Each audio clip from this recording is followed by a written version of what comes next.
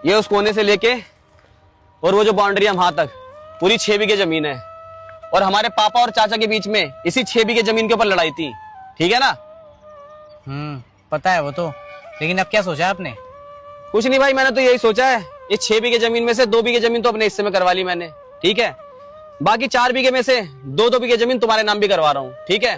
Sign मैंने कर दिए, पटवारी जी से बात कर ली है, कल सुबह तहसील जाना, काम हो जाएगा। लो पकड़ो।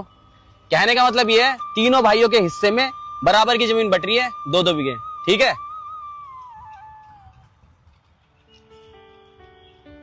लेकिन भैया इस जमीन के तो 2 हिस्सेदार है ना, ताऊ जी और पापा जी। इस हिसाब से हम दोनों भाइयों के हिस्से में 3 बीघे जमीन आनी चाहिए। तो आप हमें 1 बीघा जमीन फालतू की दे रहे हो, जबकि आपके अकेले के हिस्से में 3 बीघे जमीन आनी चाहिए। अकेले? मेरे भाई, इस अकेले शब्द से तो डर लगता है। अरे बचपन में माँ छोड़ के चली गई, तब मैं अकेला हो गया। फिर पापा और चाचा की लड़ाई में तुम दोनों भाइयों से अलग हो गया, फिर मैं अकेला हो गया। और अब पापा मुझे अकेला छोड़ के चले गए, फिर मैं अकेला हो गया। मैं बाकी की जिंदगी अकेला नहीं रहना चाहता मेरे भाई। तो ये जो लड़ाई की जड़ है ना, इस जड़ को ही खत्म कर देना चाहता हूँ। 1 बीघा जमीन फालतू ले लो, लेकिन मेरे भाई मैं बस इतना चाहता हूँ, तीनों भाई आपस में मिल के रहें, बस।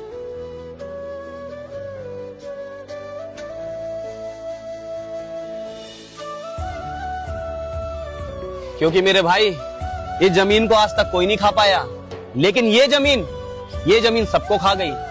और वैसे भी जब खून के रिश्तों में दरार पड़ती है ना, तो मुलाकात सिर्फ मौत और जनाजे पे होती है। ये तो हमने पापा और चाचा की लड़ाई में देख ही लिया है ना।